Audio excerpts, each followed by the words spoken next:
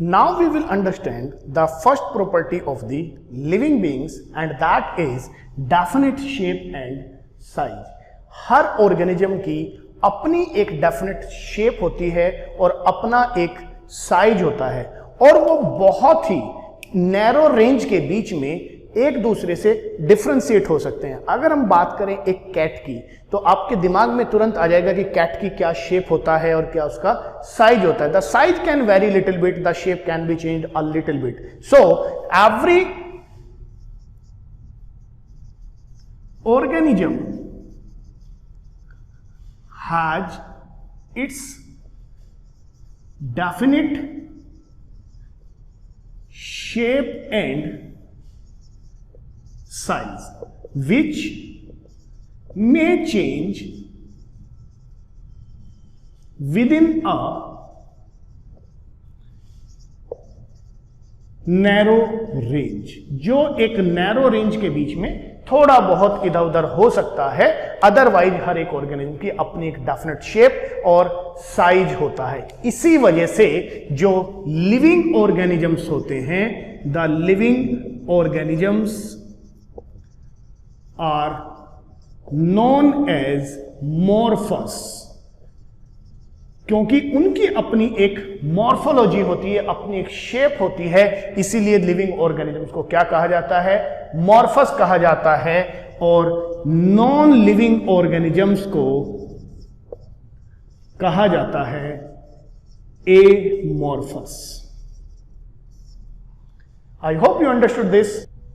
Now we will understand the another property of living organism. As we know that every body of organism is made up of smaller units और सब units, और वो सारी units और सब units जो हैं एक ऑर्डरली, एक मैनर वे में एक दूसरे में अरेंज होती हैं, right? So every body of organism is made up of smaller units and subunits. These subunits and units are arranged in an orderly manner. ये सारी चीजें जो सब यूनिट्स हमारी जो होती हैं वो एक ऑर्डर में अरेंज होती हैं और फॉर्म करती हैं लाइफ। देखिएगा कैसे, the smallest unit is atoms, और जब बहुत सारे एटम्स मिल जाते हैं तो वो बना लेते हैं एक मॉलिक्यूल, और जब बहुत सारे मॉलिक्यूल्स मिल जाते हैं तो वो बना लेते हैं एक मैक्रोमोलिक्यूल, और जब बहुत सारे मैक्रोमोलिक्यूल्स मिल जाते हैं तो वो बना लेते हैं सेल ऑर्गेनल्स। और यहीं से लाइफ की जो एग्जिस्टेंस है, जो प्रॉपर्टी है, वो शो होनी शुरू हो जाती है। सेल ऑर्गेनल्स मिलके बना लेते हैं एक सेल, और सेल मिलके बना लेता है एक टिश्यू, और टिश्यू, बहुत सारे टिश्यू मिलके बना लेते हैं एक ऑर्गन,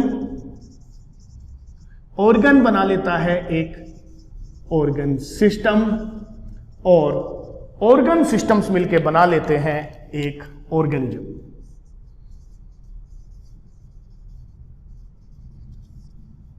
तो इस तरह से the smaller units, the sub units are orderly arranged. किस तरह से हैं? ऑर्डरली अरेंज्ड हैं और फॉर्म करते हैं एक ऑर्गेनिज्म को। Because of this organisation the living beings are known as organism. And remember one point, this is the most important point of this, the cellular organization is a defining property of life. This is the most important thing. Questions यहां से पूछे जाते हैं कि कौन सी property defining है और कौन सी प्रॉपर्टी नॉन डिफाइनिंग है।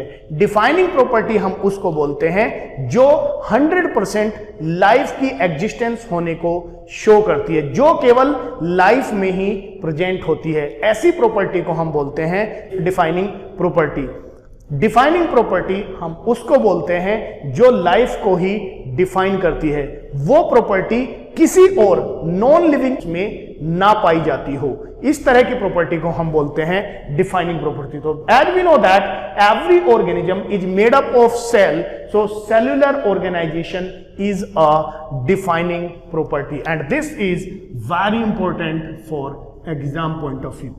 I hope you understood what is cellular organization. Now in next lecture we will understand the next property of the life.